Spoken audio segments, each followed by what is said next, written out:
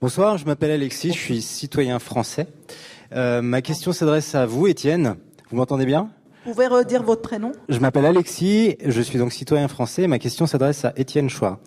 Vous me posez un petit peu problème en fait, parce que vous êtes très enthousiaste quand vous décrivez ce qu'il faudrait faire, notamment pour passer d'un système du suffrage universel à un système de tirage au sort citoyen par exemple. Et vous le devenez beaucoup moins, voire fataliste, quand il s'agit d'expliquer comment on va faire cette transition-là.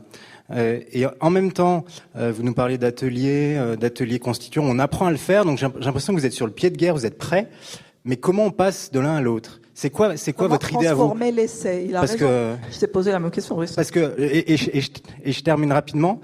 Il y a plusieurs solutions. Soit on fait la révolution, on sait ce que ça donne. Donc je pense que c'est pas forcément la voie à suivre. Soit on parle de despote éclairé. Et par définition, le meilleur maître, c'est celui qui ne veut pas l'être. Donc, on est à nouveau dans un paradoxe. Qu'est-ce qu'on fait, Monsieur Chouard ? C'est quoi ? Parce que, au bout d'un moment, ça fait longtemps que vous faites des conférences, ça fait très longtemps que je vous suis et que je vous écoute. J'ai l'impression de bien vous connaître. Mais à un moment donné, votre discours, ça prendra plus. Parce que lanceur d'alerte, c'est bien, mais au bout d'un moment, qu'est-ce qu'on fait ? C'est quoi votre idée à vous ? Alors peut-être qu'Étienne, il est le temps que tu te lances en politique alors. Non. Je suis en politique complètement moi et j'arrête pas. J'arrête pas. Je suis complètement en politique. Simplement, je crois pas du tout aux despotes éclairés quoi. Hein. Je suis désolé. Même moi, méfiez-vous de moi quoi. Hein. Si j'ai le pouvoir, je vais en abuser. Non, c'est déconnant. Y a pas. Vous serez pas sauvé par un bonhomme. Le fait que ça avance pas assez vite, excusez-moi, c'est pas ma faute. Moi, je fais tout ce que je peux. Donc, je vais de ville en ville. J'arrête pas. Je passe toute ma vie à ça. Et si ça n'avance pas, c'est vrai que c'est parce que j'ai pas encore trouvé sûrement les mots qu'il faut pour qu'on soit plus nombreux plus vite. Mais l'idée que je défends, elle est incompatible avec avec le projet de me présenter comme le sauveur, puisque je prétends le contraire. Donc c'est complètement, je serais incohérent si je faisais ça. Donc l'idée que je défends, c'est que c'est pas le tirage au sort qui va nous sauver, c'est pas la Constitution qui va nous sauver. Tout ça, c'est des outils dont on va sûrement avoir besoin.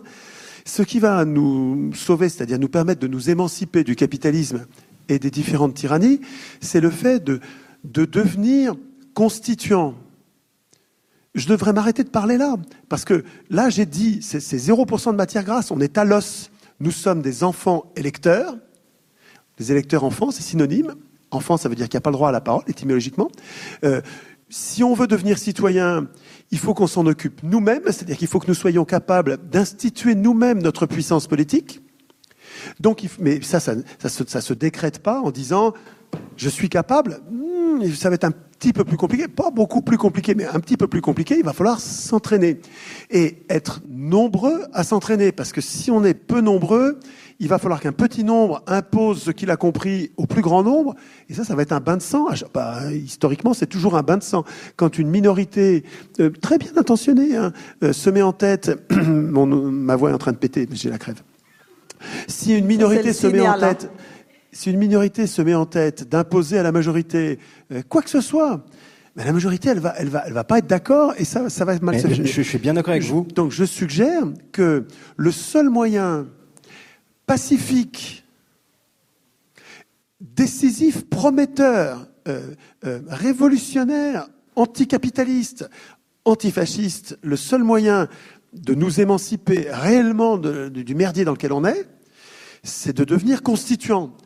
Mais donc, ça veut dire que ça dépend pas de moi, ça dépend de nous tous. Est-ce que nous sommes capables de nous passer le mot entre nous, de proche en proche, pour ne plus être 1000 ou 100 000, mais pour être 100 millions, parce qu'il faut que ce soit partout sur Terre. Ce serait bien que ce soit partout sur Terre, parce que si c'est simplement un pays, un pays comme, je sais pas, la Libye, où il va se faire écrabouiller par l'OTAN, quoi. Hein, donc il faut que ce soit plusieurs pays pour qu'on soit pas écrabouillable.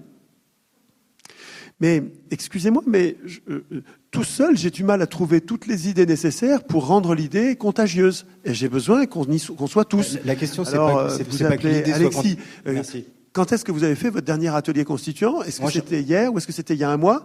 Mais si vous le faites pas tous les jours, je vous le dis affectueusement, hein, mais c'est votre faute. Moi, je fais des ateliers constituants tout le temps. J'arrête pas d'écrire des articles.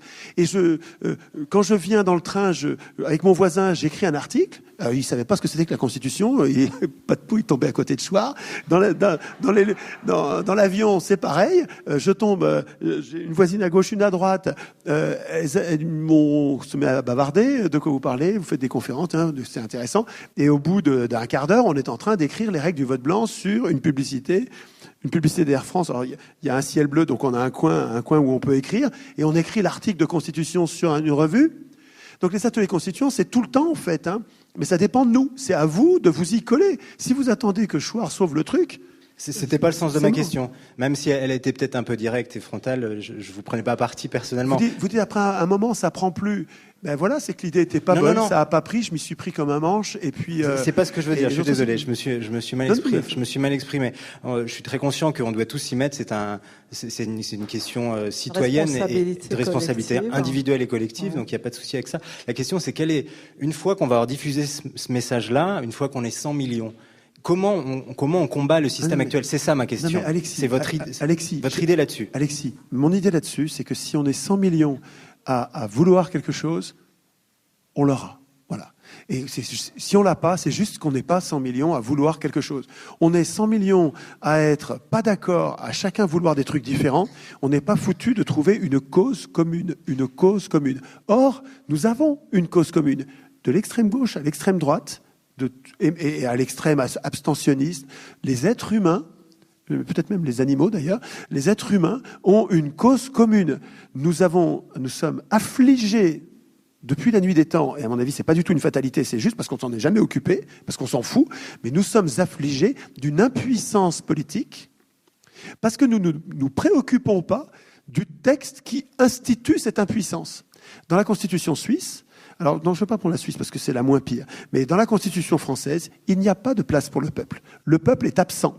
Alors, c'est compliqué à voir parce qu'une sens, ça ne se voit pas. Enfin, il faut vraiment le lire. Il faut prendre l'article 3 de la Constitution française, par exemple, dans lequel il est écrit, c'est très court, la souveraineté appartient au peuple, qu'il exerce.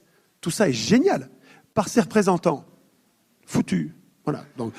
Donc c'est simple, c'est de l'art. Là, à ce niveau d'escroquerie, ça devient de l'art, quoi. Je veux dire, il faut vraiment avoir fait des études supérieures pour être capable d'écrire un article qui donne l'impression, pour faire plaisir à l'électeur, pour qu'il dise oui à cette Constitution, alors qu'en fait, c'est son impuissance qui est écrite dans la Constitution. Parce que quand on dit la souveraineté appartient au peuple, qu'il exerce par ses représentants, on devrait dire, si on parlait franc, on dirait la souveraineté n'appartient pas au peuple, mais à ses représentants. C'est ça qu'on devrait dire. Bon, notre problème à tous, partout sur Terre, que ça, c'est comme ça dans toutes les constitutions, un peu moins dans la constitution suisse, mais pas mal quand même, hein, parce que quand vous élisez des députés, c'est eux qui vont voter les lois à votre place, hein, et vous n'allez pouvoir résister avec des référendums ou avec des initiatives que sur les cas les plus graves, mais tous les micro-enfumages des représentants de tous les jours, vous n'y coupez pas, hein, comme tout le monde, hein, je pense. En tout cas, ce que je veux dire, c'est que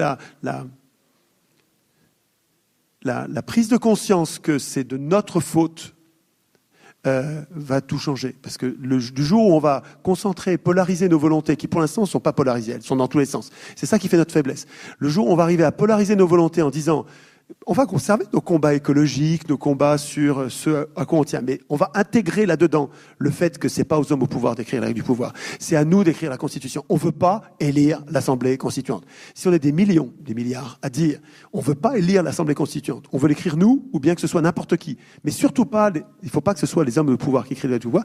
Le jour où on va se polariser là-dessus, il va se passer un truc, et le fait que c'est pas moi le fait que je suis pas capable de vous dire, quel événement va changer et à quelle date? Oui, je suis pas capable de vous dire, je suis pas devin, moi. Hein. Mais le fait que je sois pas capable de vous dire ne fait pas la preuve que ça va pas se passer. Et le fait que ce soit trop lent est pas complètement de ma responsabilité. Je suis conscient que les prises de conscience, justement, sont longues à prendre.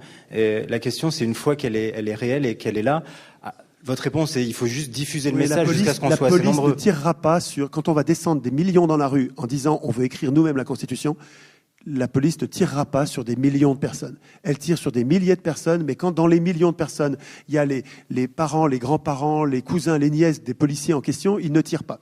Au passage, j'attire votre attention sur le fait qu'une crapulerie supplémentaire du capitalisme, qui consiste à faire des armées surnationales, comme la GENFOR, la police européenne, où des Allemands vont être chargés d'aller tirer sur les Italiens, où des Espagnols vont être chargés d'aller tirer sur des Allemands, ils savent très bien que la police ne tire pas sur le peuple en révolte. Une petite partie du peuple, oui, parce qu'on leur prend le chou, on les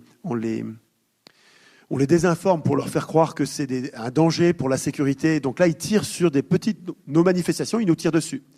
Mais une manifestation monstre, ils ne nous tirent pas dessus. Alors comme ils savent ça, ils sont en train de mettre en place des armées composées d'étrangers. Et les étrangers, ils sont encore plus automates, encore plus mercenaires, quoi, et capables de tirer sur le peuple. Mais bon, en tout cas, si on est des millions, ils peuvent mettre des mercenaires en face. Si tout le monde descend dans la rue, on aura le changement parce qu'on est nombreux.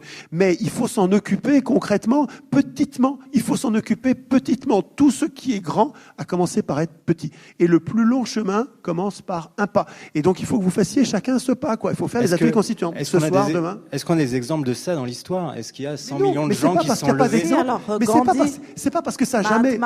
C'est pas parce que ça s'est jamais passé que ça se passera jamais. Il y a des tas de choses qui se sont passées pour la première fois. Enfin, alors que quand un enfant refuse d'obéir, toute sa vie il a obéi. 100% de son passé, c'est de l'obéissance à ses parents. 100%. Il a toujours obéi. Donc, pas d'exemple de désobéissance. Mais il y a un moment, il devient adolescent, ça lui pète, il veut être libre, et ben il se barre. Et ben c'est ça, l'humanité, elle en est peut-être là. Et c'est pas parce que ça s'est jamais passé que ça se passera jamais.